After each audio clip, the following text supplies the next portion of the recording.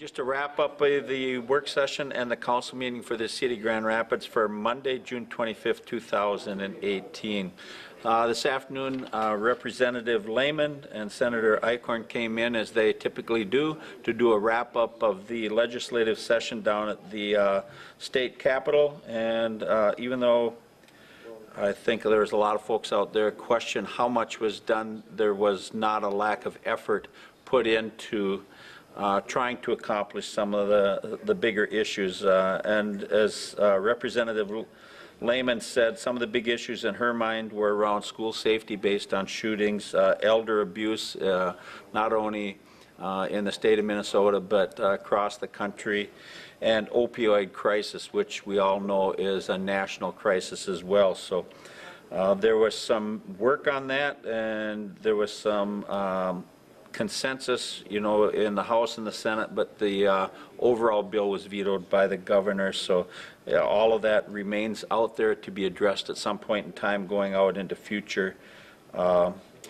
legislative sessions. The big thing that I wanted to touch on this evening was the bonding and stuff. They were successful in getting some bonding money for KXE, the Tioga Trail, Bemidji State University, for veterans homes, the Armory in Grand Rapids, Second Harvest in a roundabout way up here based on work down in the cities, some school safety grants, regional mental health center grants, pedestrian bridge. That language change was successful in getting that in. You're going to see that as our administrator Tom Pagel said he started on that project concept in 2008, so 10 years ago, and we're just now getting that from a verbiage standpoint cleaned up in that project. I think the bids, as Tom said, the bids were let this evening. So, and then some housing and road grants, and we're going to get some follow-up back from them on how and what does that mean for a community like Grand Rapids. What does it mean for there's money out there available for housing grants or road grants that could help us from a cost control standpoint. So with that, we look forward to seeing and meeting them again in the fall as we go down and we determine what our legislative priorities are as a city, and making sure that we convey them to our representatives at the House and the Senate as they go down and fight for Itasca County, Cass County, and the City of Grand Rapids in particular. A couple of things. It was a small, short council meeting this evening. There's only 6 or 7 things on the consent agenda, nothing terribly big there, other than we terminated some employees. We took some donations for a fireworks coming up. We awarded a contract for the apron reconstruction at the airport. So a lot of smaller things that, as usual under consent, are all agreed to unanimously by the council. Our Civic Center, Dale Anderson from the Civic Center Park and Rec gave a department head report.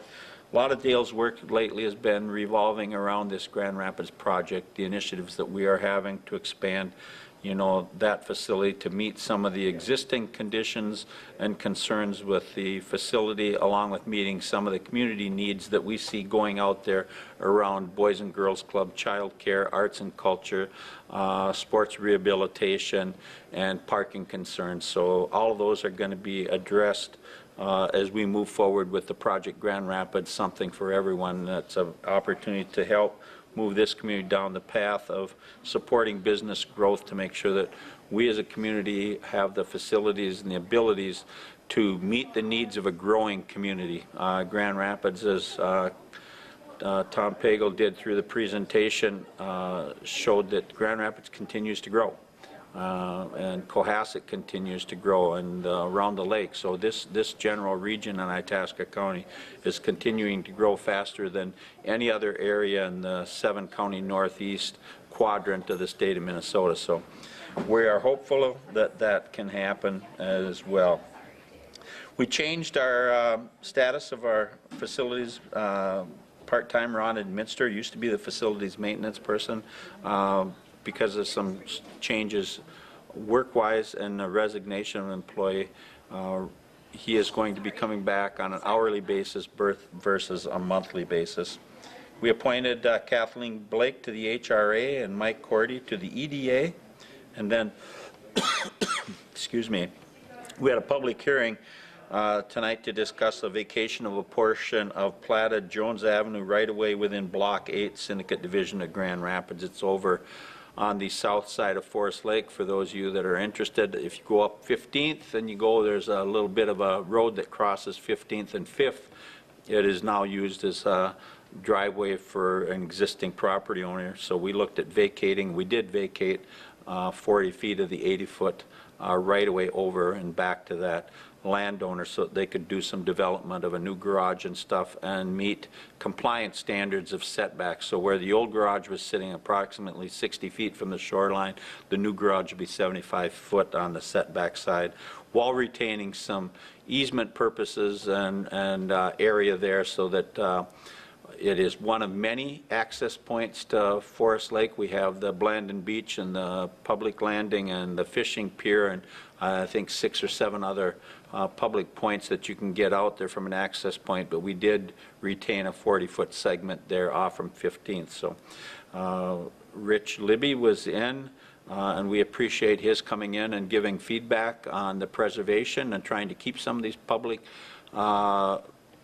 easements on the books so that people have access to our lakes and stuff out there. But I think the council's feeling unanimously was that with the amount of land that's city-owned and the other access points onto Forest Lake, we were comfortable giving up 40 foot of the 80 foot to allow a resident to do the expansion of that area.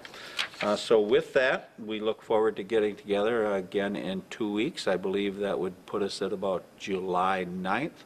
I wanted to promote once again the Saturday night event. You know, due to pyrotechnology and the need to have somebody, our fireworks in the city of Grand Rapids celebrating the 4th of July is going to be Saturday night, June 30th. So look forward to that. I hope that we have great weather out there, and I would encourage people to get out, enjoy the fireworks, and take an opportunity to witness one of the events of summer with take some young kids with you, grandkids or your own kids, but try to get out and enjoy the weather. We're changing. We're already getting less daylight. It converted over on the 20th, so I always tell people we're going back into darkness. But with that, I hope everyone has a safe and enjoyable remainder of their summer, and we look forward to a discussion in 2 weeks.